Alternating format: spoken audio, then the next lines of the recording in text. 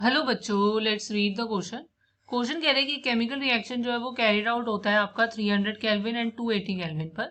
So rate constant जो है वो आपके फाउंड होते हैं K1 and K2 respectively. Then आपको इनमें से कोई करेक्ट रिलेशन जो है वो आपको बताना है कि क्या होगा आपका, राइट। सो देखो बच्चों, आपको सबसे पहले इस क्वेश्चन का की कॉन्सेप्ट जो है वो समझना होगा। सो हमारे पास जो की कॉन्सेप्ट है वो बेसिकली आपका क्या है, लाई करेगा कि बेसिकली क्या है कि आपको ये पता होना चाहिए कि हमारे पास एक इंपॉर्टेंट रिजल्ट होता है और वो कहता है कि कोई भी अगर हमारे पास एक केमिकल रिएक्शन हो रही है, for a chemical reaction with rise in temperature with rise in temperature of by 10 degree, right.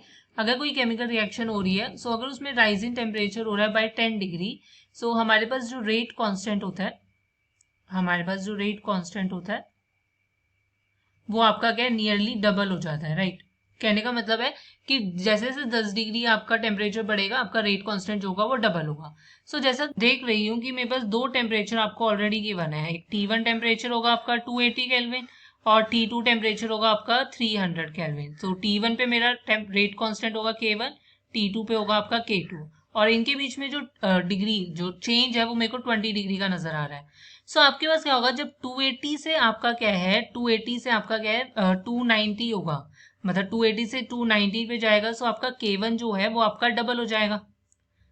Clear, मतलब K1 जो होगा वो 2 टाइम्स हो जाएगा आपका। फाइन, बट क्योंकि देखो, या तो आप इसको डायरेक्ट समझ सकते हैं हम कि हम 20 डिग्री का चेंज है, तो मतलब K1 जो होगा वो 4 टाइम्स हो जाएगा आपके K2 के, इजंट इट। क्योंकि 10 डिग्री में डबल हुआ, फिर अगले 10 डिग्री में डबल होगा, तो 4K2 हो जाएगा। बट यहाँ पर आप देखोगे K1 is equal to 4K1, ये तो प्रैक्टिकली पॉसिबल नहीं है। अब मैं यहाँ पर क्या है, K2 के अगर टर्म्स में रिलेशन निकालूंगी, सो K2 क्या होगा, 1/4 ऑफ K1, और मैं क्या कह सकती हूँ, 0.25 of K1। So the final answer is your option C. Hope you understand it well. Best of luck, thank you.